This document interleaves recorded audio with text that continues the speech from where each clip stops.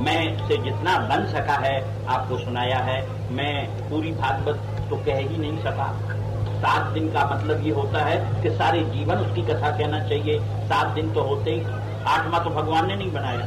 इतवार सगिनो शनिचर 7 तक सात होते हैं, तो 7 ही दिन भागवत कहो सुनो, माने जिंदगी भर कहो सुनो। जो है मतलब जो काम जिंदगी भर करने के हैं उनके सप्ताह मनाए जाते हैं कि ये काम 7 दिन करो। तो बंधुओं, हो सके जितना होना चाहिए करना चाहिए। घर घर रामायण पढ़ना चाहिए। बिनु सत्संग नरहरि। घर में एक आदमी सुधर जाता है तो सबको सुधार लेते है। इस से एक बात कहकर फिर समाप्त करना, ये सुधार के लिए होता है। और एक सुधर जाए तो वो बहुत सुधार लेते है। घर में एक लड़की थी जिसकी शादी की उन्होंने। जिस घर में वो विवाहित होके गई वो घर में नास्तिक रहते। नास्तिक माने जो भगवान को ने मानते, पूजा पाठ ने करते, रामायण ने पढ़ते, में का धरो है। कई ऐसे सयाने रहते हैं तो जो ढकोसला है, जो ढोंग है, ये लकीर के फकीर हैं, ये रूढ़ीवादी है, दुनिया भर की बातें करते। वे भगवान की पूजा करें, न रामायण पढ़ें। दुनिया भर के ऐसे साहित्य गंदे रखते हैं कि बाल बच्चों के दिमाग खराब होते हैं। बंधुओं, ऐसा नहीं करना चाहिए। घर में सदाचार रखो, लड़कों को धार्मिक बनाओ। हाँ, तो वो जो बच्ची ब्याही गई उस घर में नास्तिक थे। वो कोई सास, ससुर और घर वालों 3 जने हथे। तीनों ही पूजा ने करते, न रामायण पढ़ते, न तुलसी घरा, कछु नहीं। जब ये होते गई विदा होके, ने देखा कि न तुलसी घरा, न भगवान, ने पूजा, ने पाठ। इसको बड़ा बुरा सा लगा। दूसरी विदा में जब गई तो भगवान को सिंहासन ले गई, एक गमला में तुलसी ले गई, रामायण की किताब ले गई, ये सारा सामान ले गई, एक कोठा में पूजा जमाई। तो सास बड़ी चिड़ी कि जाका ढोंग बगड़ा, बड़ी पुजारन बन के आ गई ढोंग बगड़ा।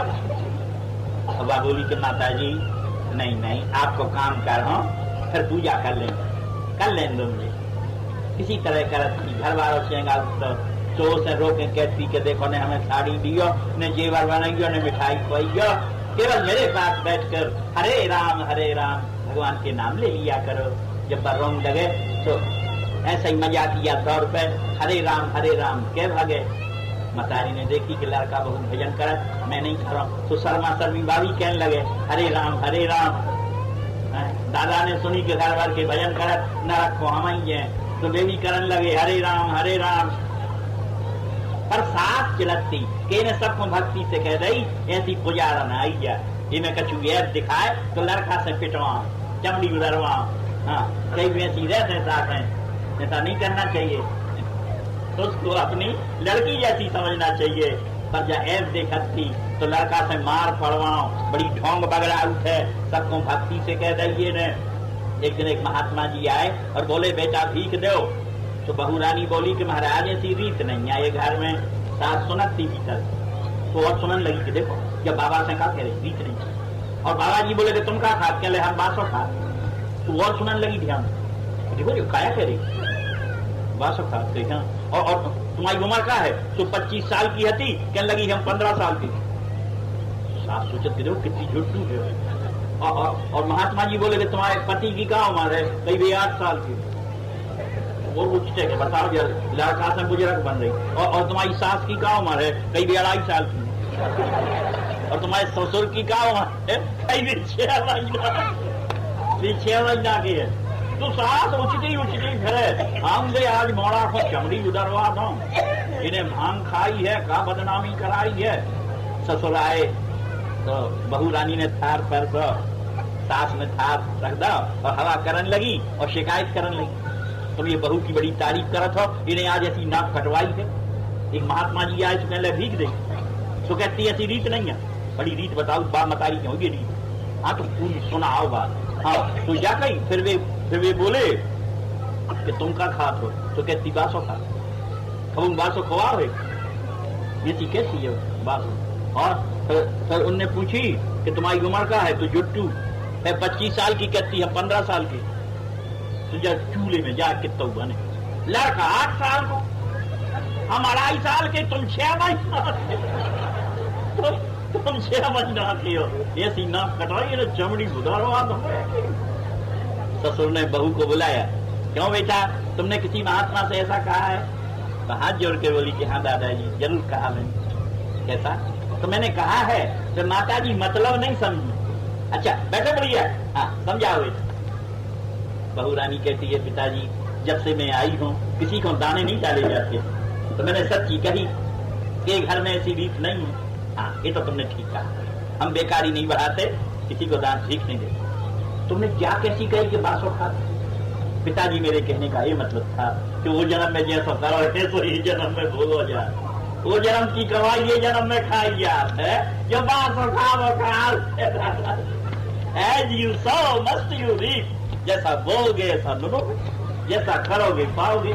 तो मेरे कहने का मतलब ये कि उस जन्म की कमाई इस जन्म में खाई जाती, जो बात खाओ कहा। अच्छा और तुम झूठी कैसी बोली? जब हो 25 वर्ष की, 15 साल की कैसी बनी? जब बोली पिताजी इसका मतलब ये है जब मैं अपने माँ बाप के घर में 10 साल की हो गई थी, जब तक ना मैंने पूजा करी, ने पाठ करो, ने रामायण बांची, 10 साल के बाद में पूजा पाठ हरे राम शुरू करो, तो मैंने सच्ची सच्ची और बताई जो भगवान के भजन के बिना 10 सालें निकल गई, वे व्यर्था कर गई। मैंने उम्र में जोड़ी नहीं है, सच्ची उम्र मेरी 15 साल की है, वे तो व्यर्था कर गई। इसे मैंने अपनी उम्र 15 साल की बताई। और 8 साल से आपके लड़का हरे राम हमारे संग के, तो 8 साल की उम्र उनकी बताई। 2.5 साल से माता जी हरे राम के, तो उनकी 2.5 साल की बताई। दादाजी 6 महीना से आप हरे राम के, तो इस 6 महीना की उम्र सच्ची तुम्हारी बताई। भगवान के भजन बिना जो दिन निकल गए वे व्यर्था कर गए, वे लेखवे में नहीं आ सकर। ससुर की आंखों से आंसू गिर गए और कहा कि बुढ़िया सुनो, ये मत कर। वाह बेटा बहुत अच्छा कहा, आज से बोरा में चना धर दो, जो भिखारी आए चना डाल दे दी कर। बहू रानी चना डाल जरूर देती, फिर मन में सोचती हम गेहूं खात भिखारियों को चना डालते हैं। एक दिन बहू रानी ने चना को सामान, चना की दाल, चना की रोटी, चना की चटनी, चना को पापड़, चना ही चना। दादा को डालो, दादा बोले का बेटा ये तो चना ही चना है साहब, कैसे खा लोगे? बहू रानी बोली कि दादाजी जो देता है सो पाता है, तुम चना दे तो ये जन्म में वो जन्म में चना ही चना मिल है, एकदम न खाए जे अब ऐसे आधा डाल ले।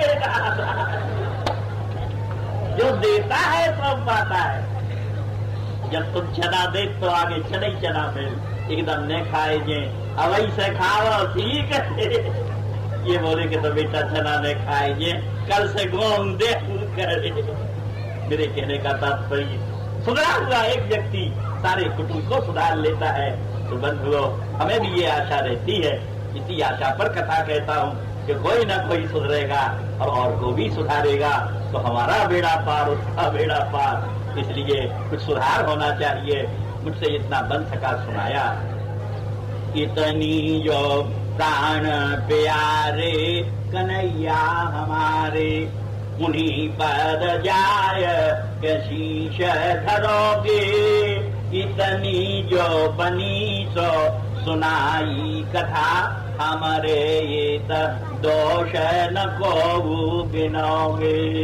यदि है कछु भूल भई हमसे, यदि है कछु चूक बनी हमसे, अपनो जन जानी विसारी सकोगे।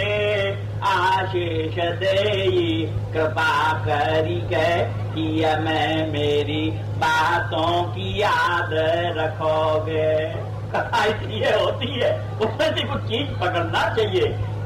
आप लोग और ये बाइयां आकर तकलीफ से बैठी और तकलीफ करके आकर सुनी, इसका मैं आभारी हूँ, कृतज्ञ हूँ। आप लोगों को धन्यवाद और आशीर्वाद देता हुआ अपना कार्यक्रम समाप्त करता हूँ। कथा कभी समाप्त नहीं होती, तो बड़े प्रेम से प्रसाद लो, भगवान के नाम लेकर यथास्थान जाओ। भगवान की कथा संसार के रोग की दवाई है। भाव भेषज रघुपति सुजज, सुनहि जे नर अरु नारी, तो तिनके सकल मनोरथ सिद्ध करहि त्रिपुरारी। सियावर रामचंद्र जी की जय। सीताराम जय सीताराम।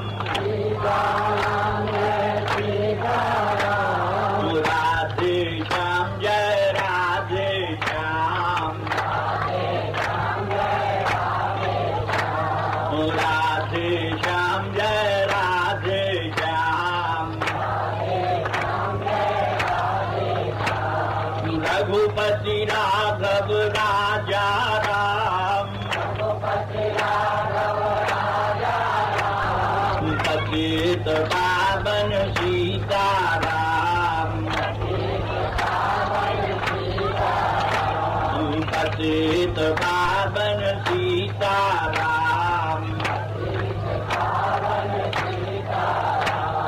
यदुपति माधव मोहन श्याम पतित पावन राधे श्याम हम पतित पावन राधे श्याम जय रघुनंदन जय सिया राम जानकी वल्लभ सीताराम जानकी वल्लभ सीताराम जय यदुनंदन श्यामा श्याम राधा वल्लभ जय घनश्याम राधा वल्लभ जय घनश्याम पार्वती शिव सीताराम गौरी शंकर राधे श्याम हम गौरी शंकर राधे श्याम धनुषधारी सीताराम मुरलीधारी राधे श्याम हम मुरलीधारी राधे श्याम अवध बिहारी सीताराम अवध बिहारी सीताराम कुंज बिहारी राधे श्याम हम कुंज बिहारी राधे श्याम जय लक्ष्मण जय जय भगवान जय जगदम्बा जय हनुमान जय जगदम्बा जय हनुमान जय गंगा जय देवानाम जय भारत जय राजा राम हम जय भारत जय राजा राम भारत के रखवाले राम दीन जनों के प्यारे श्याम नंद दुलारे श्यामा श्याम प्राण प्यारे जय घनश्याम हम प्राण हमारे राधे श्याम सीताराम जय सीताराम सीताराम जय सीताराम राधे श्याम जय राधे श्याम हम राधे श्याम जय राधे श्याम सीताराम जय सीताराम सीताराम जय सीताराम राधे श्याम जय राधे श्याम हम राधे श्याम जय राधे श्याम सीताराम जय सीताराम सीताराम जय सीताराम राधे श्याम जय राधे श्याम